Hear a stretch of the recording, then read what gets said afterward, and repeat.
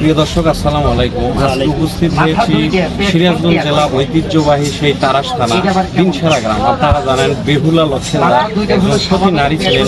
ইতিহাস আমরা শুনেছি, লোককথা আমরা শুনেছি। আমি সেই হাটে উপস্থিত হয়েছি। কেন উপস্থিত হয়েছি আমি আপনাদের বলবো। আজকে সকালবেলায় একজন অসহায় নারী, বৃদ্ধ নারী আমার কাছে এসেছিলেন। আমার পাটা জড়িয়ে ধরলেন। আমি বললাম আমার পাটা ছেড়ে দেন। উনি তখন বলল, বাবা তোমার কাছে আমার একটা আবদার আছে। বললাম কি আপনার আবদার? যদি আপনার ছেলে হিসেবে আমি পূরণ করতে পারি আপনি আমার কাছে বলে ফেলেন। তখন উনি বললো এখন শীত, আসলে এখন শীত পড়েছে, আপনারা জানেন শীতের দিন। ওনার আসলে গায়ে দেবে কম্বল বা ল্যাপ এটা নেই।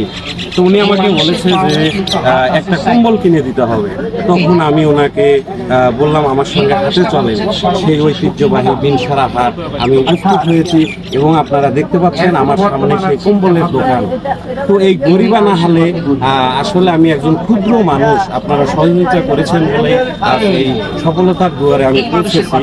তো আমি এই কাকার দোকান থেকে সামান্য উপহার, আসলে এটা দেওয়ার মতো না, কিন্তু এই গরিবের হাত দিয়ে আমি এটা দিচ্ছি। কাকার কাছ থেকে নিলাম।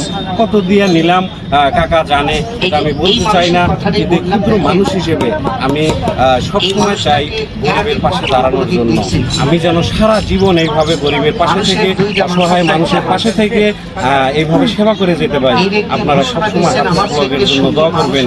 গ্রামের ইতিহাস, ঐতিহ্য, নিদর্শন এগুলো জন্য বিশ্ব দরবারে সুন্দরভাবে উপস্থাপনা করতে পারি। সবাই ভালো থাকবেন, ভালো রাখবেন, এটাই প্রত্যাশা করি। আল্লাহ হাফেজ।